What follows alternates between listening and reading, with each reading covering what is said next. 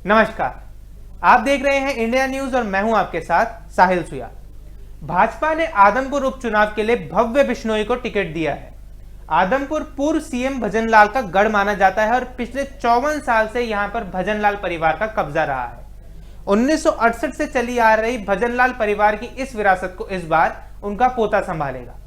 Bharatiya Janata party इस चुनाव को भजनलाल परिवार के सहारे जीतना चाह रही है। पार्टी का मानना है कि उपचुनाव में भजनलाल परिवार के नाम पर जो वोट मिलने हैं तो हमें मिलेंगे ही, साथ ही भाजपा जसपा गठबंधन के नाम पर भी वोट पड़ेंगे और इस क्षेत्र में भाजपा को और मजबूती मिलेगी।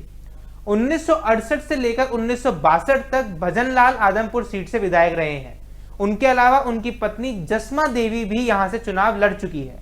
कुलदीप बिश्नोई और उनकी पत्नी रेणुका बिश्नोई भी यहां से चुनकर विधानसभा तक पहुंच चुके हैं। अब भव्य बिश्नोई चुनाव लड़ेंगे।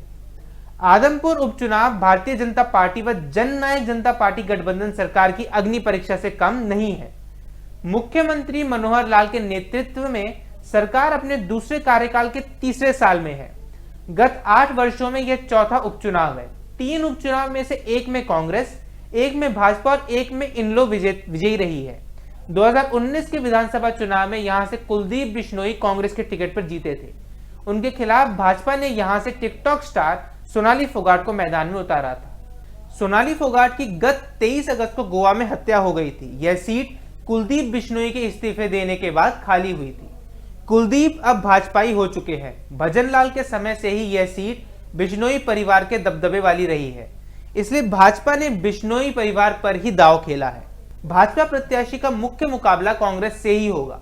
राज्य में पंचायती राज संस्थाओं के भी चुनाव होने वाले हैं, इसलिए आदमपुर का यह उपचुनाव राजनीतिक दल पंचायत चुनाव के लिए भी महत्वपूर्ण माना जा रहा है। ऐसी ही तमाम अपडेट्स के लिए जुड़े रहिए इंडिया न्यूज के साथ।